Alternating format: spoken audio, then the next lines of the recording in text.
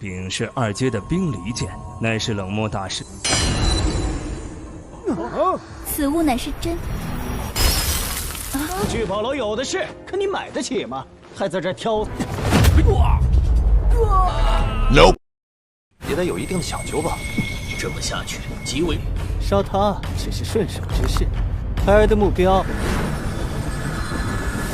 绝不会饶过那小子。是某个家族族长。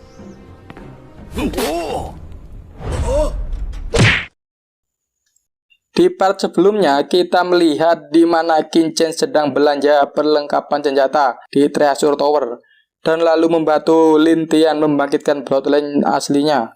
Setelah itu, Qin-Chen izin pergi ke Lin Tian karena ada urusan. Di sini Qin-Chen terlihat sedang memasuki toko obat-obatan yang berada di pavilion kerajaan Daqi. Qin-Chen pun tampak sedang melihat-lihat koleksi pil itu, namun dia tidak ada yang cocok dengan pil-pil tersebut. Karena menurutnya, pil itu sangat banyak kekurangan dan proses pembuatannya kurang hati-hati, sehingga kemurnian dalam pil tersebut tidak maksimal. Lalu Qin-Chen punya ide dan berniat mengajak pavilion itu untuk bekerja sama dan ingin menemui pemiliknya langsung. Namun, pelayan tadi terlihat menertawai Qin-Chen yang ia pikir Qin-Chen adalah seorang bocah yang sedang bercanda. Qin-Chen pun menyuruh pelayan tadi untuk menyampaikan pesannya tersebut ke pemilik toko itu. Dan pelayan itu bilang kalau hanya seorang alkemis yang bisa menemui masternya. Lalu Qin-Chen menyuruh pelayan tadi untuk mengantarkannya ke tempat ujian alkemis yang ada di toko tersebut. Pas hendak mendaftar, di sini Qin-Chen dimarahi oleh panitia di situ. Karena syarat untuk mendaftar ujian tersebut ialah harus mempunyai sertifikat magang. Lalu Qin-Chen di situ terlihat berdebat dengan panitia itu dan bilang kalau di peraturan Wuyudanta tidak tertera wajib punya sertifikat. BTW, Wuyudanta adalah pendiri ujian alkemis khusus obat-obatan dan pil pada zaman dulu. Panitia tadi terlihat tidak menghiraukan Qin-Chen dan menyuruhnya untuk segera keluar. Lalu kemudian datang Guru Chenmu karena mendengar ada keributan di luar kelasnya. Guru Chenmu ini adalah seorang alkemis level 1. Dan panitia tadi menjelaskan kalau ada seorang bocah yang ingin ikut ujian, tapi tidak punya sertifikat magang. Di sini Guru Chenmu juga terlihat sedang memarahi Qin-Chen, tapi lagi-lagi Qin-Chen mengungkit tentang peraturan yang Danta buat dulu. Guru Chenmu yang tidak tahan lalu membiarkan Qin-Chen masuk dan melihat seberapa besar kemampuan bocah tersebut. Ketika sampai di dalam ruangan ujian, di situ Qin-Chen banyak diomongin orang. Karena umur Qin-Chen masih 16 tahun dan mereka pikir belum tahu apa-apa. Lalu Guru Chenmu menjelaskan kalau ujian tahap 1 akan segera dimulai dan menjelaskan bahwa ujian dibagi menjadi 3. Tahap 1 yaitu ujian tertulis, tahap 2 mengontrol api penyulingan, dan tahap 3 tentang penyulingan obat. Dan yang gagal dalam ujian ini, ia tidak boleh mengikuti ujian lagi selama 1 tahun. Ujian tahap 1 pun dimulai. Di sini Guru Chenmu bilang kalau ingin lolos ke tahap berikutnya harus mendapatkan nilai 90 ke atas.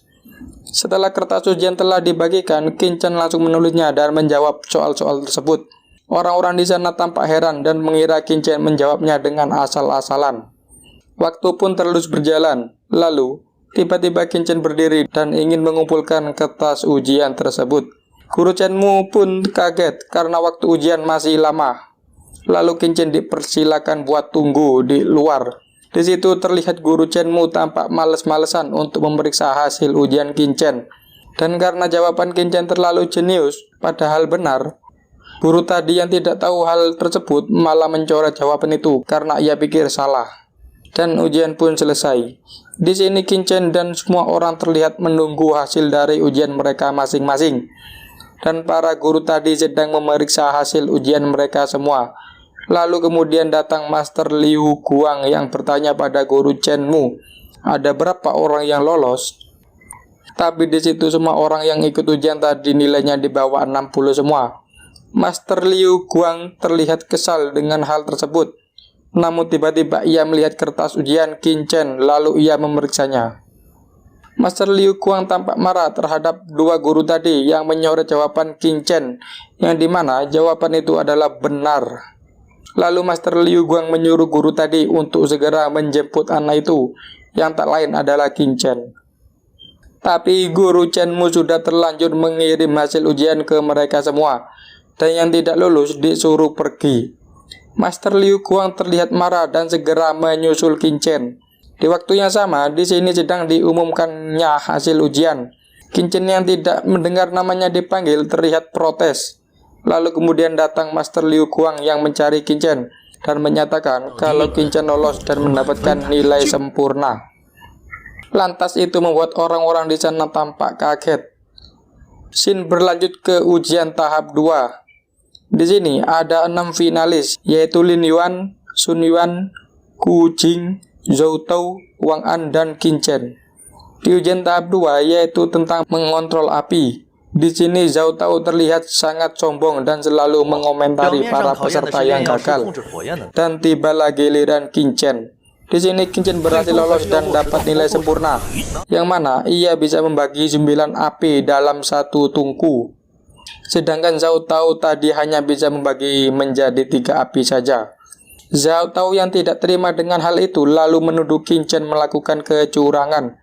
Para guru dan master di situ juga belum melihat teknik yang Qin Chen lakukan barusan. Qin Chen lalu menyuruh Master Liu Guang mencobanya, dan benar saja teknik itu berhasil dan membuat api itu sangat stabil. Di sini Qin Chen tampak heran dengan orang-orang di situ yang belum tahu teknik tersebut, yang mana di kehidupan sebelumnya Qin Chen itu adalah teknik pelajaran anak berusia 3 tahun.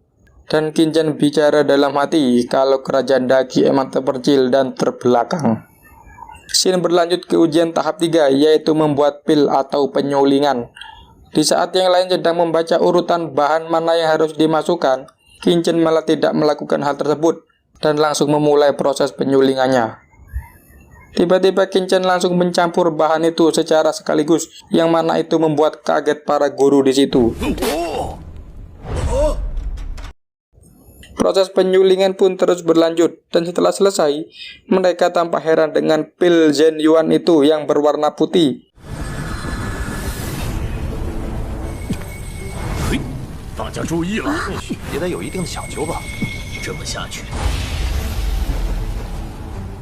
Yang dimana biasanya pil itu berwarna biru. Lalu Master Liu Guang menyadari kalau pil itu ialah pil Zhen Yuan tingkat tinggi. Ujian pun terus berlanjut. Di sini banyak orang yang gagal, tak terkecuali Zhou Tao yang gagal gara-gara kepikiran sama Qin Chen tadi. Dan yang berhasil lulus pada ujian kali ini ialah Wang An dan Qin Chen. Setelah menerima lencana alkemis level 1, di sini Qin Chen langsung berbicara kalau dirinya ingin bertemu dengan Master Pavilium dan akan mengajaknya bekerja sama. Di sini Master Liu Guang terlihat ragu-ragu karena ia tahu pemilik pavilium sekarang sangat temperamental atau mudah marah. Setelah Qin Chen memohon cukup lama, akhirnya Liu Guang menyetujui dan kemudian memanggil pemilik pavilium, yang gue gak tahu namanya, dan dia sudah alkemis level 3 dan juga alkemis terbaik di negara Daqi. Di sini awalnya Master Pavilium tersebut tampak tidak mau, tapi setelah Liu Guang menjelaskan kalau anak itu berhasil lolos tahap 2 dengan jurus 9 pagoda api, dan tahap 3 dia berhasil buat 12 pil Zhen Yuan tingkat 1 secara bersamaan, Master itu pun langsung tertarik dan segera menemui Qin Chen. Tapi dia terlihat jengkel dengan kesombongan Qin Chen. Tapi setelah menyicipi pil Zhen Yuan tadi, Master itu pun kaget karena efektivitasnya langsung bekerja dan 2 kali lipat dari pil Zhen Yuan biasa. Lalu di sini Qin Chen memberikan resep pil kuno dari Yuan dan kelas atas. Di sini Qin Chen menjelaskan kalau pil itu nantinya akan laris dan biaya pembuatannya sangat murah, sehingga bisa meraup keuntungan lebih banyak. Lalu Master itu pun menyetujuinya. Tapi ia agak keberatan dengan bagi hasilnya yang 50 banding 50. Kemudian Qin Chen menjelaskan fakta tentang pasar yang ada sekarang, yang dimana banyak kecurangan dan bagi hasil 50-50 itu sudah wajar, katanya. Master itu pun langsung menyetujui kesepakatan Qin Chen barusan. Ketika hendak pergi, di sini kita lihat Qin Chen menyuruh Master itu untuk membuatkan pil untuknya. yang akan Qin Chen gunakan dalam 10 hari lagi. Scene beralih ke rumah Qin Chen. Di situ terlihat banyak orang yang sedang memperbaiki rumahnya, dan di situ juga ada Komandan Zhuo Li. Setelah bertemu Zhuo Li, Qin Chen menyuruhnya untuk pergi ke kamarnya setelah pekerjaannya selesai. Zhuo Li pun menuju kamar Qin Chen. Di situ sudah ada Qin Chen yang sedang menunggunya. Dan di situ Qin Chen bilang kalau ia ingin menepati janjinya kemarin, yaitu menyembuhkan meridian milik Komandan Zhuo Li. Di sini Qin Chen ingin menggunakan jarum akupuntur untuk menyembuhkannya. Dan setelah jarum akupuntur sudah terpasang semua, di sini efeknya mulai kelihatan. Komandan Zhuo Li terlihat kesakitan.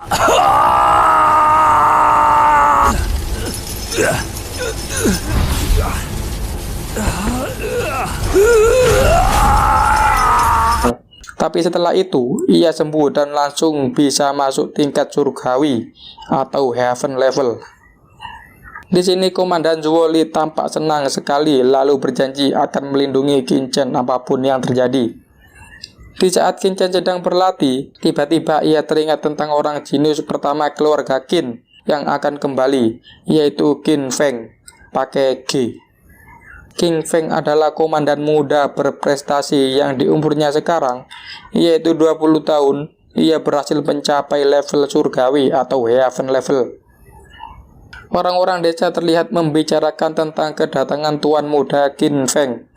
Tak lama kemudian, rombongan Qin Feng dan pengawalnya datang. Orang-orang di sana tampak ramai melihat kedatangan Qin Feng. Di atas kuda terlihat Qin Feng sedang membicarakan adiknya, yaitu Qin Fen. Kayaknya ia berniat balas dendam ke Qin Chen. Di situ juga ada Li Qin Feng dan Wei Chen yang terlihat antusias menunggu kehancuran Qin Chen. Di saat sedang berkuda, tiba-tiba Qin Feng dihentikan seseorang dan bilang kalau yang mulia istana sedang menunggunya. Tapi kayaknya ia tidak tertarik dan lebih memilih menjenguk adiknya dulu, yaitu Qin Fen. Sesampainya di rumah, ia disambut oleh kedua orang tuanya, lalu kemudian masuk ke dalam. Ternyata di ruang tamu sudah ada Yang Zi dan Qin Ying. Di situ Qin Feng menghampiri mereka berdua dan terlihat memberikan kode kalau dirinya akan menghabisi Qin Chen. Lalu Qin Feng berlanjut menemui adiknya. Di situ sudah ada Qin Fen yang masih dalam keadaan kritis. Qin Fen pun meminta kakaknya untuk segera membalaskan dendamnya. Di sini terlihat Qin Feng sangat meremehkan Qin Chen dan dia berniat dan memohon ke Yang Mulia istana agar Qin Chen tidak diperbolehkan datang ke kolam roh darah atau Blood Spiritual Pool. Lalu Qin Feng segera menuju ke istana kerajaan. Di situ sudah ada Yang Mulia.